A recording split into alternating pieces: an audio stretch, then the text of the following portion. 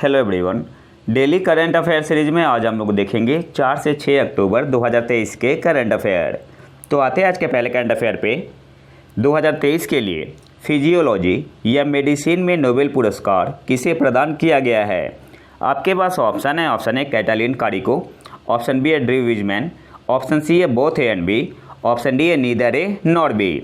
सही आंसर यहाँ पे क्या होगा? ऑप्शन सी आपका यहाँ पे सही आंसर हो जाएगा, बोथ ए एंड बी।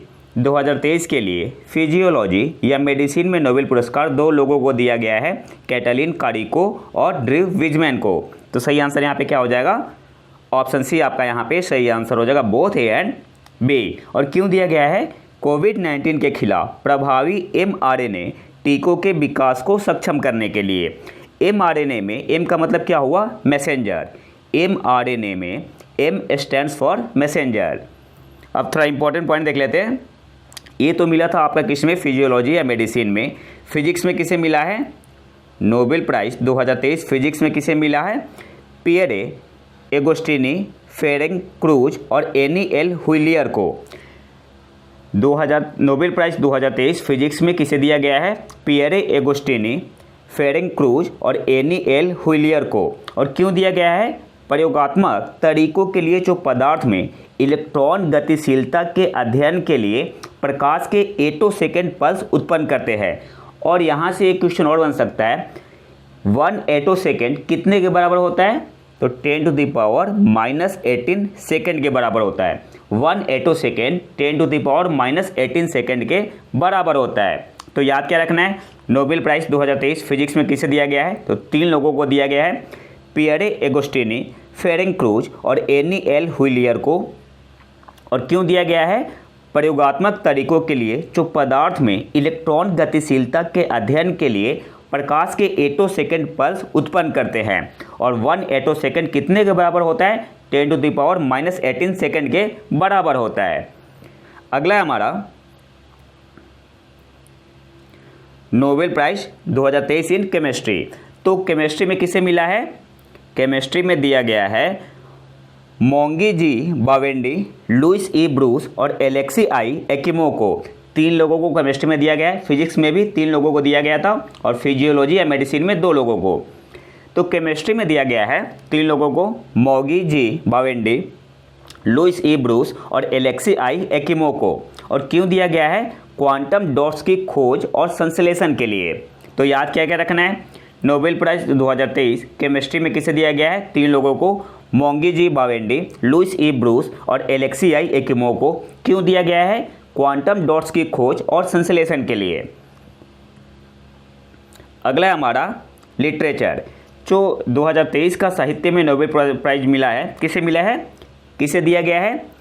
तो नॉर्वेजियन लेखक है जॉन फॉसे को। जॉन फॉसे को उनके अभिनव नाटकों और गद्य के लिए दिया गया है, जो अनकही को आवाज़ देते हैं। तो आपको बस नाम याद रखना है, नॉर्वेजियन लेखक जिनका नाम है जॉन फॉसे, इन्हें साहित्य का नोबेल प्राइज़ मिला है 2023 में। अगले क्वेश्चन पे आते हैं। किस संस्था ने सामाजिक बॉन्ड, सोशल बॉन्ड के माध्यम से 1000 करोड़ से अधिक जुटाए हैं? आपके पास ऑप्शन है। ऑप्शन है नाबार्ड, ऑप्शन बी है NHB, ऑप्शन सी है RBI, ऑप्शन डी है इनमें से कोई भी नहीं। सही आंसर क्या होगा? ऑप्शन ए आपका यहाँ पे सही आंसर हो जाएगा, नाबार्ड। किस संस्था ने सामाजिक बॉन्ड के माध्यम से 1000 करोड़ से अधिक जुटाए हैं? तो ऑप्शन ए आपका यहाँ पे सही आंसर हो जाएगा, नाबार्ड। अगले क्वेश्चन पे आते हैं। R21 matrix M malaria vaccine किसके द्वारा विकसित की गई है? आपके पास ऑप्शन है। ऑप्शन है ऑक्सफोर्ड विश्वविद्यालय, ऑप्शन बी है Serum Institute of India, option C है भारत बायोटेक, ऑप्शन डी है बोथ ए एंड बी। सही आंसर यहाँ पे क्या होगा? ऑप्शन डी आपका यहाँ पे सही आंसर हो जाएगा, both A and B. R21 matrix M malaria vaccine किसके द्वारा विकसित की गई है? आपसे ऐसे भी एग्जाम में पूछ सकता है कि R21 मैट्रिक्स M क्या है? तो मलेरिया वैक्सीन है। और इसे किसके द्वारा डेवलप किया गया है? तो university of Oxford and the Serum Institute of India. तो सही आंसर क्या हो जाएगा? Option D, both A and B. अगले क्वेश्चन पे आते हैं। किस देश ने चीन समर्थित उस हाई स्पीड रेलवे लॉन्च किया? आपके पास ऑप्शन है इंडोनेशिया, ऑप्शन बी है नेपाल, ऑप्शन सी है भूटान, ऑप्शन डी है पाकिस्तान। सही आंसर यहाँ पे क्या होगा? ऑप्शन ए आपका यहाँ पे सही आंसर हो जाएगा इंडोनेशिया। सही आंसर क्या हो जाएगा? इंडोनेशिया। किस देश ने चीन समर्थित उस हाई स्पीड रेलवे लॉन्च किया? तो सही आंसर क्या होगा? इंडोनेशिया ने। अगले क्वेश्चन पे आते हैं। हाल ही में पीएफआरडीए ने एनपीएस के तहत सेवानिवृत्ति बचत का प्रबंधन करने के लिए 11वें फंड मैनेजर के रूप में किस संस्थान को चुना है? आपके पास ऑप्शन है DSP pension fund manager, option B है Aditya Birla sun life pension fund, option C है both A and B, option D है इनमें से कोई भी नहीं। सही आंसर क्या होगा? ऑप्शन ए आपका यहाँ पे सही आंसर हो जाएगा DSP pension fund managers. Option A आपका यहाँ पे सही आंसर होगा। अच्छा, पीएफआरडीए के चेयरमैन कौन है? दीपक मोहंती। पीएफआरडीए के चेयरमैन कौन है? दीपक मोहंती। और पीएफआरडीए का मतलब क्या हुआ? Pension fund regulatory and development authority. ठीक है, अगले क्वेश्चन पे आते हैं। हाल ही में किस राज्य ने राज्य के 9 इसरो वैज्ञानिकों को 25-25 लाख रुपए का पुरस्कार देने की घोषणा की है? आपके पास ऑप्शन है गुजरात, ऑप्शन बी है तमिलनाडु, ऑप्शन सी है बिहार, ऑप्शन डी है मध्य प्रदेश। सही आंसर यहाँ पे क्या होगा? ऑप्शन बी आपका यहाँ पे सही आंसर हो जाएगा तमिलनाडु। हाल ही में किस राज्य ने राज्य के 9 इसरो वैज्ञानिकों को 25-25 लाख रुपए का पुरस्कार देने की घोषणा की है? तो ऑप्शन बी आपका यहाँ पे सही आंसर हो जाएगा तमिलनाडु। और तमिलनाडु के मुख्यमंत्री कौन है? एम.के. स्टालिन। अब तो डिटेल में देख लेते हैं।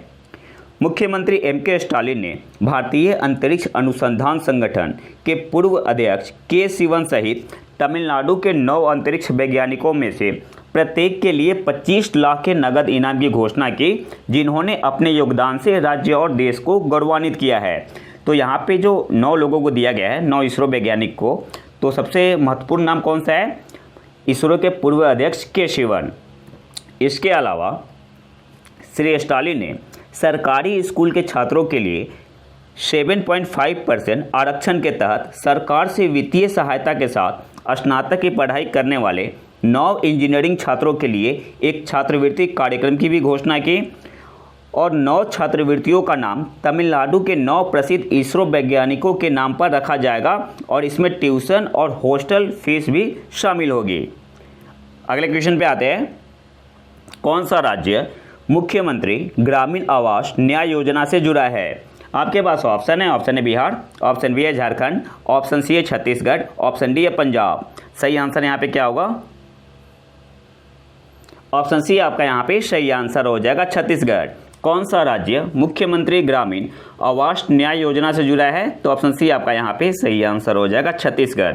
और ये जो प्रोग्राम है किससे इंस्पायर्ड है? तो सेंट्रल स्कीम है प्रधानमंत्री आवास योजना से। जो लॉन्च कब हुआ था? प्रधानमंत्री आवास योजना कब लॉन्च हुआ था? 2016 में। अगले क्वेश्चन पे आते हैं। 19 फुट ऊंची अंबेडकर प्रतिमा, जिसका नाम स्टैचू ऑफ इक्वलिटी है, का अनावरण किस देश में किया जाएगा? आपके पास ऑप्शन है यूएसए, ऑप्शन बी है यूक्रेन, ऑप्शन सी है डेनमार्क, ऑप्शन डी है मालदीव। सही आंसर यहाँ पे क्या होगा? 14 अक्टूबर को किया जाएगा। तो ऑप्शन ए आपका यहाँ पे सही आंसर हो जाएगा यूएसए में। और यूएसए में कहाँ? यूएसए में एक जगह है मैरीलैंड, स्टेट है वहाँ का। यूएसए में कहाँ? मैरीलैंड में। ठीक है, और इसके अलावा आपको याद रखना है जो स्टैचू है जिसका नाम है statue of equality, Ambedkar ji का है, इसको बनाया किसने है? राम सुतार जी ने। ठीक है, तो ये कुछ इंपॉर्टेंट पॉइंट है आपको याद रखना है। अगले क्वेश्चन पे आते हैं। लघु और दीर्घकालिक होम स्टे और अनुभवों के लिए किस ऑनलाइन बाजार ने अकेले 2022 में भारत की जीडीपी में 920 मिलियन यूएसडी से अधिक का योगदान दिया? आपके पास ऑप्शन है ओयो, ऑप्शन बी है booking.com, ऑप्शन सी है जोटेल, ऑप्शन डी है एयरबीएनबी। सही आंसर यहाँ पे क्या होगा? ऑप्शन डी आपका यहाँ पे सही आंसर हो जाएगा एयरबीएनबी। लघु और दीर्घकालिक होम स्टे और अनुभवों के लिए किस ऑनलाइन बाजार ने अकेले 2022 में भारत की जीडीपी में 920 मिलियन यूएसडी से अधिक का योगदान दिया? तो ऑप्शन डी आपका यहाँ पे सही आंसर हो जाएगा एयरबीएनबी ने। अगले क्वेश्चन पे आते हैं। किस देश ने ripple effect water scarcity the hidden threat to global security and prosperity शीर्षक से एक व्यापक चर्चा पत्र जारी किया है? आपके पास ऑप्शन है यूएसए ने, ऑप्शन बी है संयुक्त अरब अमीरात या यूएई ने, ऑप्शन सी है यूके, ऑप्शन डी है भारत। सही आंसर क्या होगा? ऑप्शन बी आपका यहाँ पे सही आंसर हो जाएगा यूएई। किस देश ने ripple effect water scarcity the hidden threat to global security and prosperity शीर्षक से एक व्यापक चर्चा पत्र जारी किया है? तो सही आंसर यहाँ पे क्या होगा? ऑप्शन बी आपका यहाँ पे सही आंसर हो जाएगा यूएई, संयुक्त अरब अमीरात ने।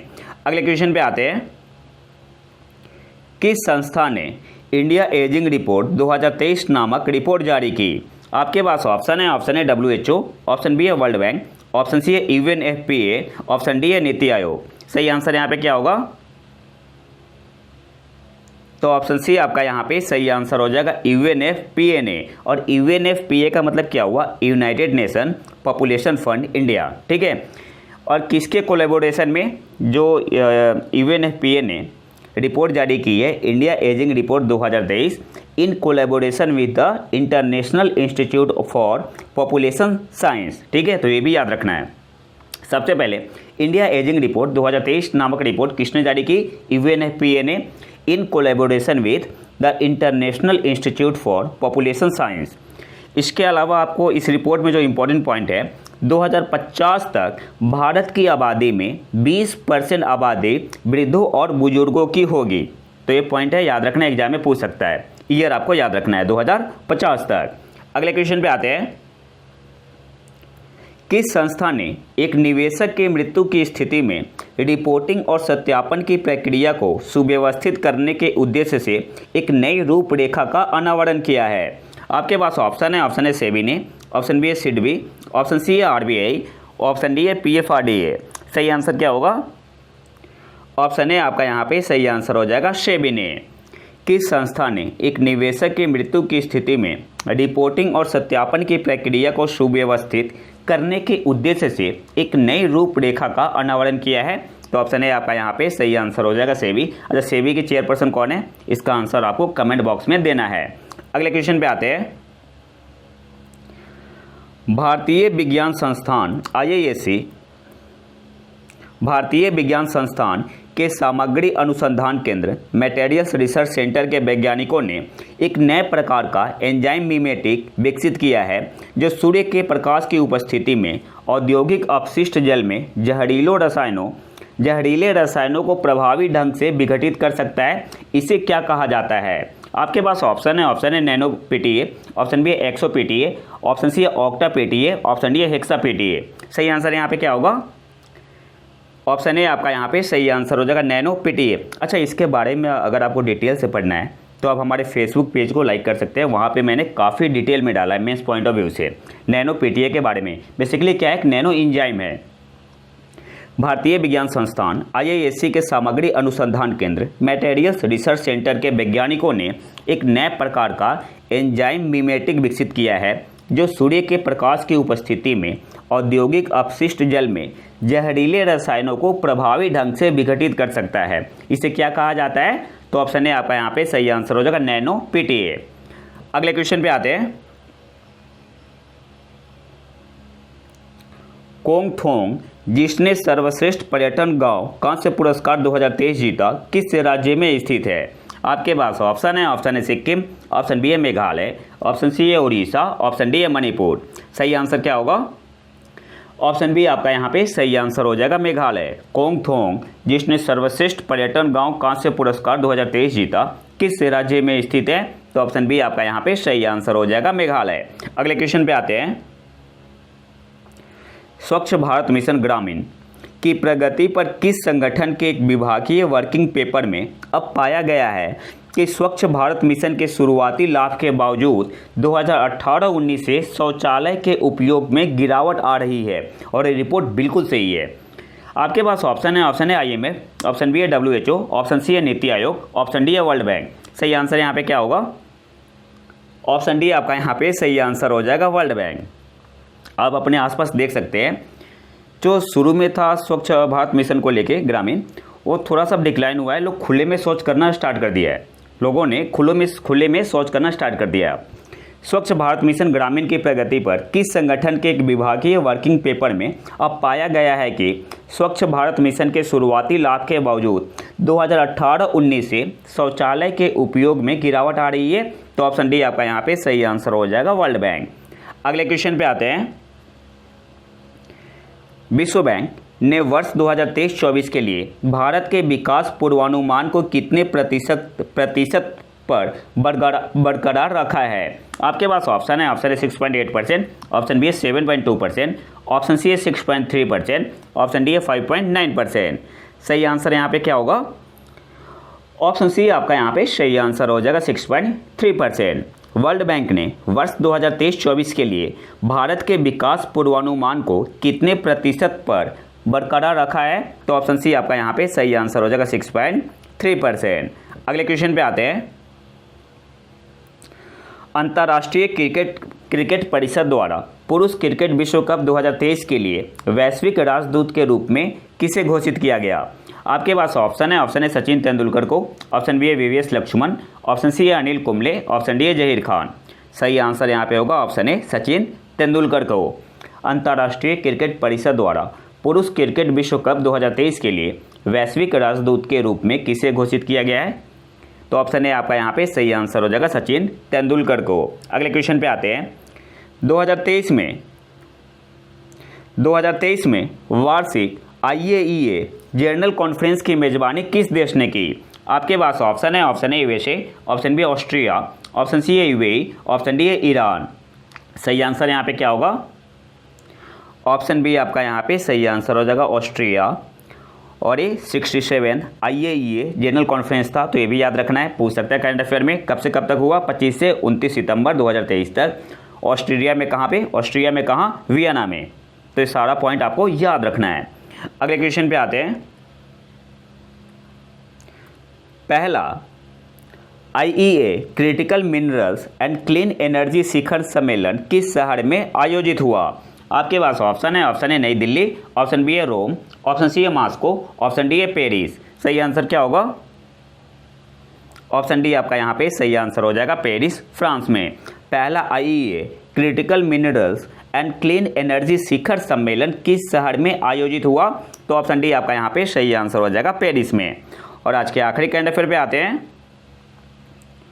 नॉर्वेजियन नोबेल समिति ने 2023 का नोबेल शांति पुरस्कार किसे देने का निर्णय लिया है? आपके पास ऑप्शन है नांजैन बोनियादी, ऑप्शन बी है नरगिस मोहम्मदी, ऑप्शन सी है नूरा फातिमा, ऑप्शन डी है इनमें से कोई भी नहीं।